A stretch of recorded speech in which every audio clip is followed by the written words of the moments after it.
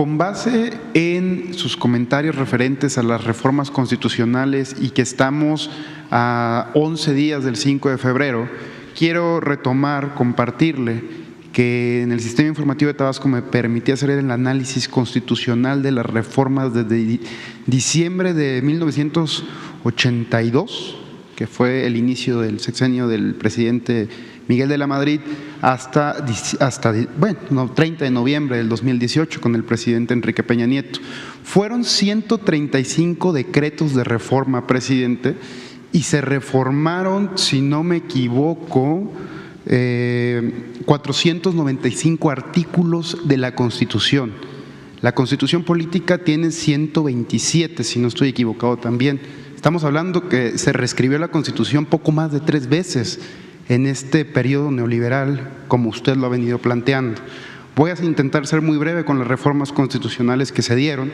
En el sexenio de Miguel de la Madrid aumentaron el número de diputados mediante una reforma constitucional. Quiero destacar precisamente que en esa época el PRI, el partido en el poder, tenía el 70% de la Cámara, presidente. Para una reforma constitucional usted ha comentado que se necesitan 2/3 partes, es decir, el 66%, nada más para poner un poco el contexto de la época.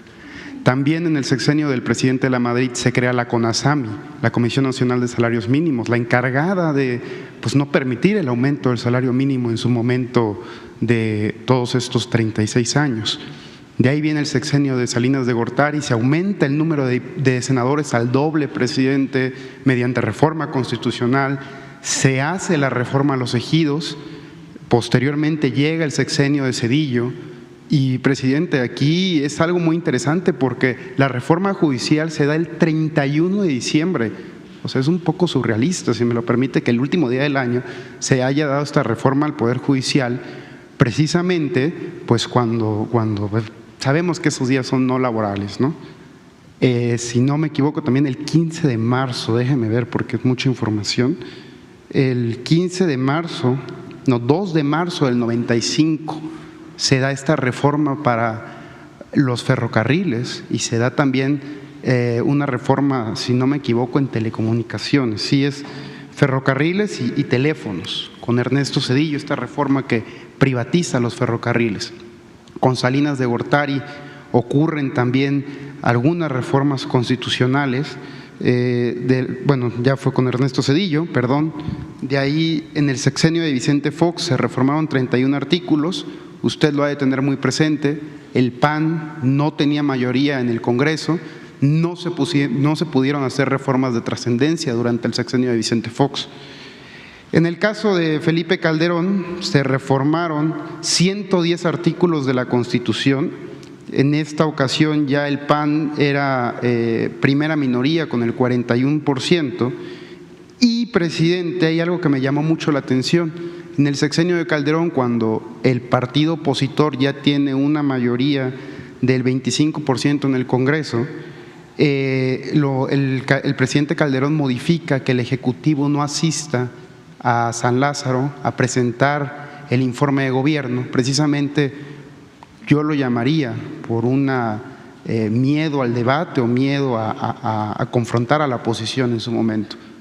Vaya, recordando un poco todo lo que ocurrió en San Lázaro. Por último, quiero retomar que el presidente Enrique Peña Nieto realizó 28 decretos con 155 artículos modificados de la Constitución. Ha sido el presidente que más ha modificado artículos en el periodo del México contemporáneo. Se realizó la reforma energética, la reforma de telecomunicaciones, la reforma político-electoral, que es la que permite es la reelección a los puestos de diputados, senadores, presidentes municipales, etcétera.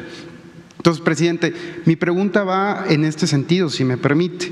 Usted hasta el momento lleva realizado 22 decretos y 66 artículos modificados a la Constitución. Los voy a retomar los principales muy brevemente. El 8 de mayo del 2020 se reforma para que las pensiones del bienestar, la pensión a adultos mayores y las becas se eleven a grado constitucional. El 19 de febrero del 21 se elimina el fuero presidencial. El 17 de mayo, a la par, me llamó la atención esta, que es la eliminación de las partidas secretas en el presupuesto de egresos. Entonces, presidente, en ese momento quiero destacar a la par del 2018 que usted tenía, no usted, sino el movimiento. El movimiento que representa tenía 253 legisladores en el Congreso, es decir, 50.6%. Para generar mayoría calificada es ya mínimo, estamos hablando de 16% en términos porcentuales. Entonces, presidente, con estas reformas que usted va a presentar y con este marco o con este contexto teórico, preguntarle cuál va a ser el legado constitucional que va a dejar su gobierno y a la par, presidente, en una pregunta en el ámbito más personal, ¿cuál sería la reforma constitucional que usted consideraría ha sido la que más beneficia o beneficiará al pueblo de México de las que ya presentó o de las que va a presentar? Gracias. Bueno, son varias reformas. En el terreno político, el que el presidente pueda ser juzgado por cualquier delito, que no tenga fuero, esa es una muy buena reforma. La otra reforma importante es la de la revocación del mandato, que se haga valer la democracia participativa, que si un presidente llega y a los 2, 3 años no tiene el respaldo, no tiene el apoyo del pueblo, se puede hacer una consulta y se le pueda sustituir. Y para que sea una reforma válida,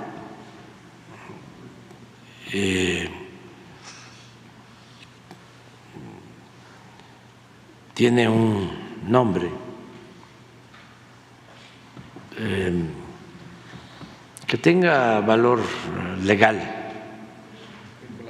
vinculatoria, que sea vinculatoria, en vez de 40% de participación, estoy proponiendo, se los adelanto, 30% de participación. Porque ahora por eso no se llevan a cabo consultas, porque para que tengan valor, para que sean vinculatorias, necesitan participar el 40%. No, 30%, para que así se animen, porque cuando apliqué y el INE llevó a cabo lo de la revocación del mandato, preguntando que si querían que yo continuara o que renunciara, la oposición, los conservadores, llamaron a no participar para que no se llegara al 40%. En cambio, si es al 30%, como sí se puede llegar, se van a animar todos a participar. Esa es una iniciativa, eso es muy importante. El fuero presidencial venía desde la Constitución de 1857 y se quitó.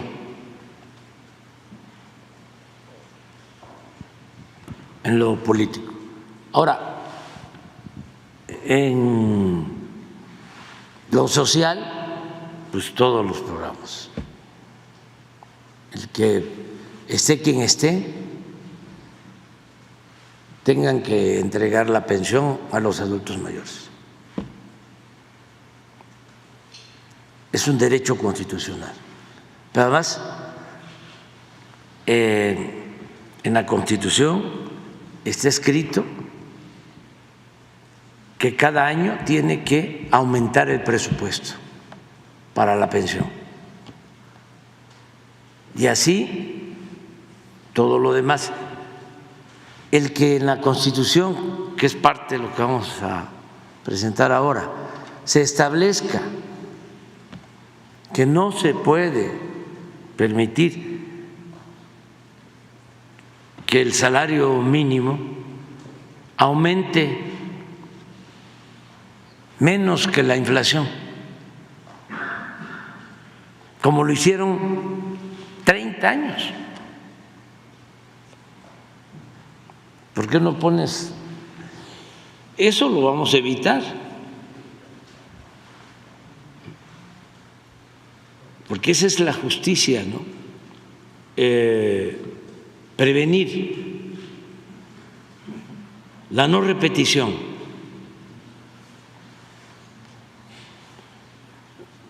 Si ustedes hacen el análisis, se van a encontrar de que lo del aumento del salario al mínimo, si hacen el análisis, se van a encontrar que durante 30 años el incremento al salario mínimo fue menor a la inflación. Entonces, eso nunca más. Y esa es parte de una de las iniciativas. Puede ser que en circunstancias difíciles sea inflación más 2 puntos, pero nunca menos de la inflación, porque si no se produce esto. ¿Y qué significa esto? Significa pérdida del poder adquisitivo, del salario. Y siempre uso el ejemplo de que cuando empezaron con esta política en el periodo neoliberal, un salario mínimo alcanzaba para comprar, eso es lo mejor, 50 kilos de tortilla.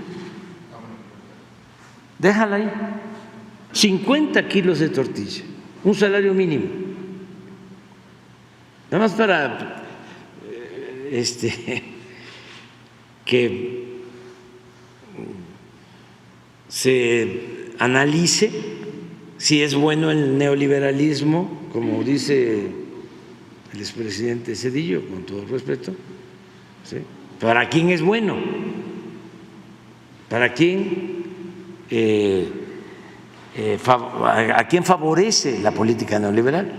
Entonces, de 50 kilos de tortilla, un salario mínimo, a 6.5 cuando llegamos.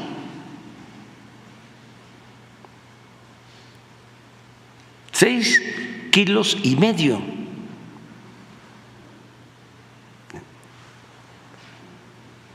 Y a pesar de que hemos aumentado el salario en términos reales más del 100%, miren lo que alcanza ahora, 12 kilos, porque la pérdida fue tremenda. Y es un dato, pero esto va acompañado del empobrecimiento de la gente. Entonces, ¿qué es lo que voy a presentar? Hablo en primera persona porque es una de las facultades del presidente, el presentar iniciativas, no cualquiera lo puede hacer, de reforma a la Constitución. Bueno, que ya no se vuelva a repetir lo que sucedió en todo el periodo neoliberal, en 36 años. Claro, con la mentira de que el sofisma de que si aumentaban el salario, iba a aumentar la inflación. Y nos engañaron vilmente. Entonces, eso es lo más importante, son las reformas sociales.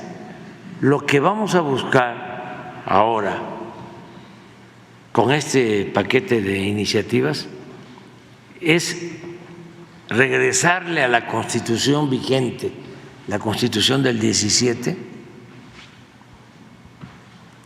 su espíritu de justicia social, que se lo quitaron los neoliberales neoporfiristas en los últimos